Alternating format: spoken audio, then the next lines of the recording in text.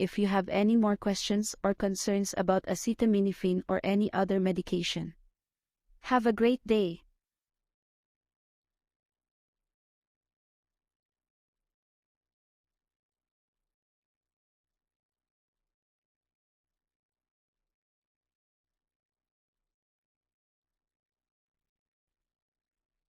That is the end of Part B. Now look at Part C. Part C.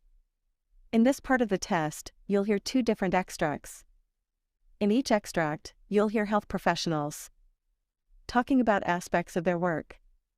For questions 31 to 42, choose the answer A, B, or C, which fits best according to what you hear. Complete your answers as you listen. Now look at Extract 1.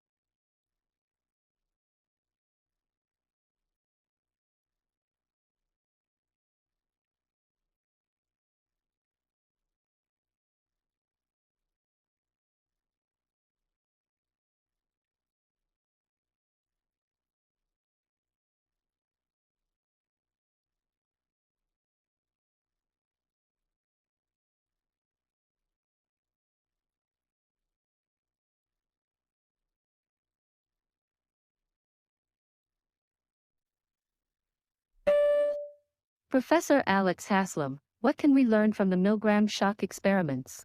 Our core argument is that these experiments shed light on the process of tyranny, which is essentially the process of how people get recruited to participate in evil projects. The Milgram studies show that people sign up to these projects because they believe that they are doing something good and making a valuable contribution to their communities. The key to this process is leadership, which cultivates identification with a particular cause. In Milgram studies, the cause was science. The participants in these studies, rather than blindly obeying orders, showed what we call engaged followership, where they bought into the project and responded creatively to the instructions and urgings of their leader. In real-world applications, we can see how these ideas apply to recent events, such as the attack on the Capitol on January 6. The followers who identified with their leader showed engaged followership and acted creatively in response to what they perceived as his direction. It is important to understand the role of leadership and buy-in in these situations, and to recognize that people rarely sign up for evil projects simply because they are evil, but rather because they believe they are doing something good. Alex, you mentioned earlier that the Milgram shock experiment sheds light on the process of tyranny. But what makes this study unethical? The shocks that were being administered weren't even real. Yes, that's correct. While the shocks themselves were not real, the tension and psychological conflict that Milgram created in the experiment were very real. Participants were torn between following the experimenter's instructions and their own moral compass. This created an aversive situation for learners, which was incredibly stressful for participants. It's disturbing that many participants were willing to ostensibly harm another person, even if it was just for the sake of the experiment. At the end of the experiment, participants were confronted with the fact that the shocks weren't real and that they had seemingly agreed to harm someone. This realization could be very confronting and distressing for them. I believe it is unethical to subject individuals to such psychological torture in the name of science. Can you tell us what happened to the participants after the Milgram shock experiment and how it affected them in the long term? Milgram provided the participants with a debriefing at the end of the study, where he managed their guilt, anxiety, and stress by explaining to them that they had made a significant contribution to science. He told them that they had revealed important information about people's willingness to obey toxic instructions from an authority figure.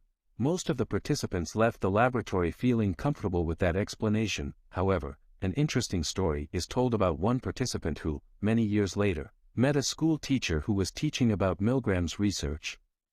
The teacher invited the participant to speak to his students about his experience, thinking that they would view him as a hero. Instead, the students saw him as a monster and questioned why he would do such a thing. This raises ethical questions about whether it is ethical to make participants feel good about participating in a study that could have negative consequences on their mental health. So, while we know that Milgram managed to make the participants feel better about their experience through debriefing, we don't have much information about how the experiment affected them in the long term.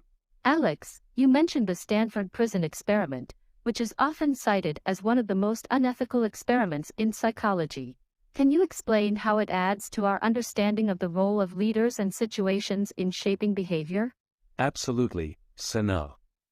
So, the Stanford prison experiment, conducted in 1971 by psychologist Philip Zimbardo, tells a shocking story about how people can conform to the expectations of a given situation, even when those expectations require them to behave in a toxic way. Zimbardo created a mock prison in the basement of the Stanford Psychology Department, and he recruited students to play the roles of prisoners and guards. The aim was to measure the effect of role-playing and social expectations on behavior over a period of 2 weeks. However, things turned brutal very quickly, and Zimbardo terminated the experiment after just 6 days. His argument was that the guards started to mete out punishment and abuse to the prisoners because that's what they thought was demanded of their roles. They conformed to the expectations associated with their roles and the script they had inherited. The experiment became a living hell, and Zimbardo's argument was that this was because normal people can do monstrous things if they find themselves in a monstrous situation, as he had created. So, in contrast to Milgram's study, which focused on the power of a leader to influence behavior, the Stanford prison experiment highlights the importance of the context in shaping behavior. It shows how people can be influenced by the social norms and expectations of a given situation, even when those norms and expectations are deeply unethical. Professor Alex Haslam, you have a different perspective on the Stanford prison experiment. Can you elaborate on that? Of course. Let's start with the issue of leadership. While Zimbardo claims to have had no role in the experiment and that the guards' behavior was solely based on their own scripts, this isn't entirely true. In fact, Zimbardo gave a briefing to the guards before the study where he outlined how he believed the experiment would unfold. He also viewed the guards as his research assistants and as the individuals who would make the experiment happen. Additionally, research shows that if you play Zimbardo's briefing to people, they come away with a clear idea of what he wanted the guards to do. As the experiment progressed, Zimbardo allowed the guards who followed his script to continue without intervening and gave the impression that this was what he wanted. But not all the guards conformed to Zimbardo's expectations, did they? That's correct. A French researcher who went through the Stanford archive discovered interviews conducted by Zimbardo and his fellow experimenters with guards who didn't want to harm the prisoners. This indicates that blind conformity wasn't the only factor at play. What's interesting is that Zimbardo and the experimenters tried to persuade the reluctant guards to act tough by appealing to the project's significance in making a statement on prison brutality. The participants were there to contribute to science, and to the extent that they believed the experiment was worthwhile, they went along with it. However, many of them didn't agree with the project's aims and refused to harm the prisoners. So, Zimbardo's leadership was critical, but so too was the structured engaged followership on the part of the participants. It's essential to acknowledge both these factors to understand the dynamics of the experiment accurately. Can you tell us more about the exchange between the guard and prisoner towards the end of the Stanford prison experiment and how it supports your argument? Yes, during the experiment, one of the most brutal guards had a tense interaction with a prisoner. The guard asked the prisoner what he would have done if he had been a guard. The prisoner replied that he didn't know what he would have done, but he was sure he wouldn't have taken the job as enthusiastically as the guard did. He also added that if he had been a guard, it wouldn't have been such a masterpiece. This exchange is illustrative of our argument that effective tyranny is not a simple matter of blind obedience, but rather it requires constructive engagement by perpetrators. Why do you think the idea of blind obedience being the cause of wrongdoing persists even though there's evidence to the contrary? We believe that leaders often promote the idea of blind obedience to avoid accountability for their actions. By blaming human psychology and portraying people as mindless sheep, they can distance themselves from the wrongdoing. This analysis is convenient for leaders who don't want to take responsibility for their actions. Can you provide an example of this happening in the real world? One example is the Volkswagen emissions scandal, also known as Dieselgate. Volkswagen's leaders initially claimed that the cheating on emissions tests was the result of a few rogue engineers. However, it later emerged that senior executives were aware of the cheating and had played a role in covering it up. By blaming a few individuals, Volkswagen's leaders were able to avoid taking responsibility for their actions. In the case of the Milgram shock experiment and the Stanford prison experiment, the aftermath led to the introduction of ethics standards for psychological research in the United States. Yes, after these two studies were conducted, people began to question the ethics of psychological research. As a result, tighter regulations were implemented. Interestingly, most people who convince themselves or others to do bad things do so because they believe it's a worthwhile endeavor. In the case of Milgram, he believed studying the Holocaust and understanding why half of his family had been killed was important. It's understandable to want to understand something like that, but the cost of stressing participants in the process must be considered. However, people don't ultimately do these things because they believe they're bad people. They do them because they believe it's for the greater good.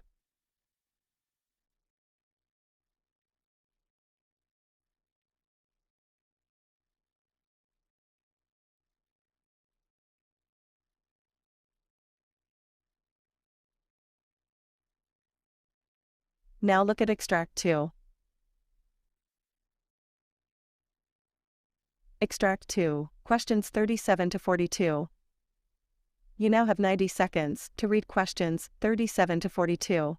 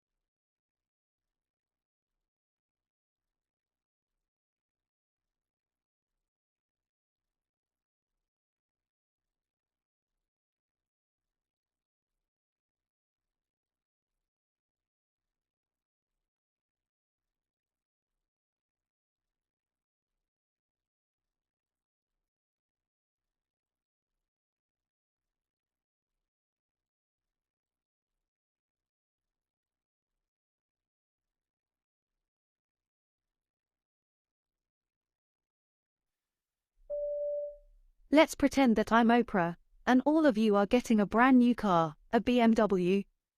Whoa, you're excited, you rev up the engine, and you hit the road, you're enjoying the ride, and suddenly a little white poodle jumps right in front of you. You panic, the dog panics. You're going right, left, right. And just when you think you're going to hit the dog or crash into the ditch, you slam on your brakes, swerve, and shoo. The dog scampers off, but you're left shaking. What just happened? You just experienced an acute, short-lived stress called fight or flight. Sound familiar?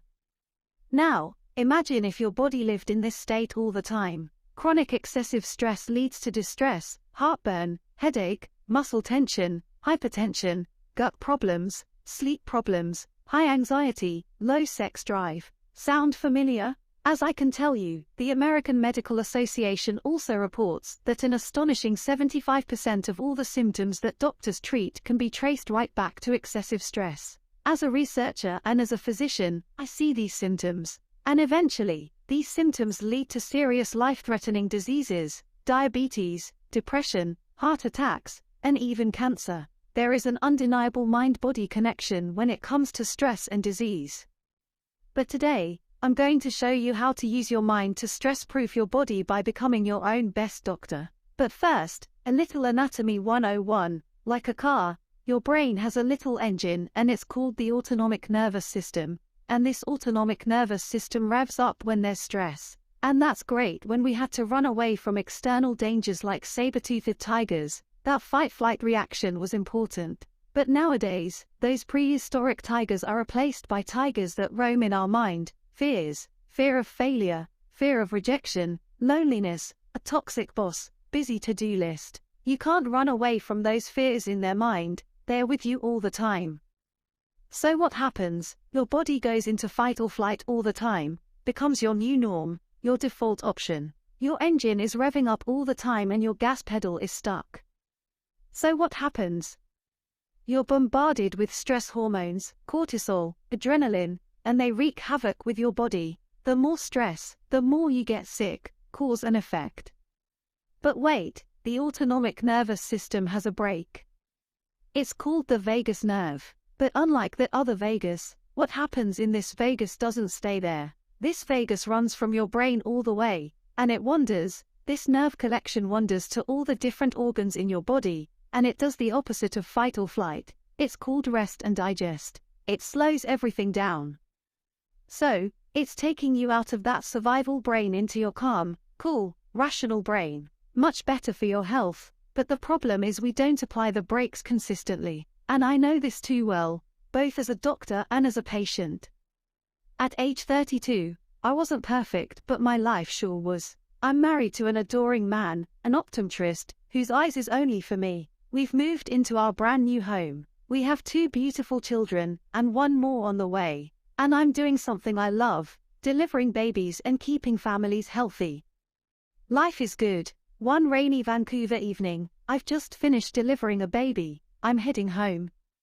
The baby is a 9-pound beautiful future wrestler, big boy. You should have seen the mother, tears of joy streaming down her face, and it's the best part of my job, I get to share that joy. And I couldn't wait to get home and hug my 2 children when I walked through the door. They say that your life can turn on a dime, and mine turned in my prime. Out of nowhere, a speeding truck rams into my little white sedan. The impact catapults me and my car into oncoming traffic in the other lane, screeching tires, crunching metal, smashing glass, and sirens screaming, and lights flashing. And the paramedic is asking me questions. How old are you? What's your name? And then, total blackout. When I wake up, I'm now a patient in the neck brace, in the same hospital that I just left as a physician a few hours ago. But this time, I'm the one who's getting poked and prodded, x-rayed and examined. That role reversal, very scary and sobering. That accident ruined 7 years of the prime of my life. I was left with debilitating injuries to my neck, shoulder, fractured ribs, collapsed lung, my chronic pain, exhaustion, I couldn't sleep. I lost my baby. I was sad, depressed. And on top of that, I was woken up with nightmares because my autonomic nervous system was revving up all the time. I was reliving the accident over and over and over again. I couldn't look after myself. How could I look after my children or my patients? My medicine cabinet was overflowing with drugs. You name it, I had it. But I was not healing physically or emotionally. At age 39, I felt like I was 59, and my dreams and careers were washing away. If you've ever had a serious setback and you've been down in that dark place, you know how it feels, hopelessness and despair. But I had to do something. My crushed shoulder meant I couldn't deliver babies anymore. So, as a career transition, I signed up for a mind-body course at the Harvard Medical School, and Dr. Benson was a leading researcher there. So, one day, after class, I approached him and I said, "Dr. Benson, I've been suffering for 7 years after an accident. I've had multiple surgeries, I've seen so many different specialists, I've tried every kind of medication, but I'm still not getting better. Could your research help me?" He said, "Definitely, Bal. Chronic pain and chronic stress triggered the autonomic nervous system. You are living in constant fight or flight, you can't heal in that state. You have to turn on your vagus nerve, rest and digest. But how? He said, look, stress is automatic but relaxation is not. You have to relax your diaphragm, relax your muscles in your body and repeat a word. Put the three together. Try it. What have you got to lose? And you know, he was right. I had nothing left to lose at that point, I had everything to gain. So, I returned to Vancouver with renewed hope and determination, but my science-based training, evidence-based medicine made me very skeptical, so I had to do my own research. Study after study confirmed that relaxation techniques definitely slowed down this autonomic nervous system. But more compelling was the neuroscience that showed when you do mind-body medicine and connect this, you get remarkable dramatic improvements in your emotional and physical health. I was convinced, I've got to take this, so I combined the research that I did with the relaxation techniques I learned from Dr. Benson, and I made it very simple. I said 3 steps that I could do: breath, mind, and word, BMW meditation. So, that was going to be easy. I got up in the morning and I started a routine, found a quiet, small, comfortable space, started with deep diaphragmatic breath. Then 2 minutes in, I would relax my muscles, and I remembered what the research said: relaxed muscles slow down your autonomic nervous system, and very tense diaphragm, tensed muscles do the opposite, fight or flight. The second thing, the mind, that was more challenging, especially when you have chronic stress and you have chronic pain. It's going thought. I had to slow the mind down. I had to go and be within that moment, and just be present. I realized what a powerful force the mind has over the body, because the mind is inextricably linked to your autonomic nervous system. State of mind equals state of body. So, when I went quiet, went in the moment, that meant being mindful, not letting my past thoughts, my future thoughts hijacked me, had to stay there, and it helped when I focused on my breath. Third thing, I had to repeat a word. He said, repeat a word. So, I chose the word OM because it rhymes with home, and I was so desperate to come back to my pre-accident body and reclaim my home. So, I would start breathing, putting the mind into it, putting the breath into it, focusing. And every morning, I created a routine, 10 minutes in the morning, 10 minutes in the evening. And soon, I was able to get to 1-minute little mini meditations throughout the day. And then, I started to feel a shift. My body was changing, my brain was producing endorphins, natural painkillers, melatonin, a sleeping pill that is just natural, and serotonin, a natural antidepressant. Within a few months, the skeptic scientist had her proof. I was off all my medications. I felt whole. I felt healed. I felt I had a new mindset and a new outlook. What was supposed to be a career transition course at Harvard turned out to be the most radical transformation of my life.